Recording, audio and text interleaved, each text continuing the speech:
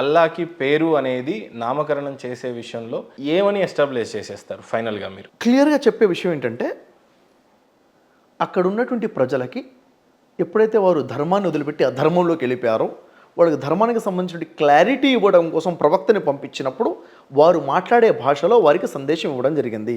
వారు మాట్లాడే భాషలో వారు పైన ఉన్న సృష్టికర్తని అల్లా అన్న పదంతోనే పరిచయం ఉంది కాబట్టి అల్లా అన్న పదంతోనే పరిచయం ఉంది, వారికి అరబ్బీ భాషలోనే సందేశం ఇవ్వడం జరిగింది. ఇది క్లియర్గా ఖురాన్లో 12వ సూరా 2వ వాక్యంలో ఉంటుంది. నేను దీన్ని ఖురాన్లో ఎందుకు పంపించానంటే మీరు చక్కగా అర్థం చేసుకోవడం కోసము అంటాడు. ఎందుకు వారికి వచ్చిన భాష అది కాబట్టి. ఇంకా 43వ సూరా 3వ వాక్యంలో ఏముంటుందంటే, నేను దీనిని అరబ్బీలో చేసి పంపానంటాడు. చూడండి, అరబ్బీలో చేసి పంపడం అంటే ఏంటి? అరబ్బీలో చేసి పంపానంటాడు ఖురాన్. ఇక్కడ క్లారిటీ అడగవచ్చా సార్? లేదు, ఈ క్లారిటీస్ ఎందుకంటే తర్వాత మీరు అడుగుతారు కానీ ఏంటిది అది.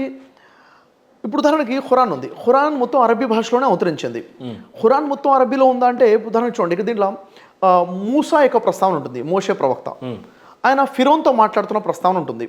మోషే ఇలా అన్నారు, లేక మూసా ఇలా అన్నారు, ఫిరోన్ ఇలా అన్నారు, వాళ్ళ సంభాషణ ఉంది. ఇక్కడ అరబ్బీ భాషలో ఉంటుంది.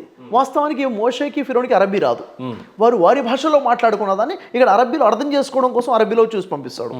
ఉదాహరణకి యూనుస్ అలైహిస్సలాం ప్రవక్త ఉంటారు. ఆ ప్రవక్త యొక్క దువా ఉంటుంది, లా ఇలాహ ఇల్లంత సుబ్హానక ఇన్నీ కున్తు మినజ్ జాలిమీన్ అని చెప్పేసి ఆయన దువా చేస్తారు.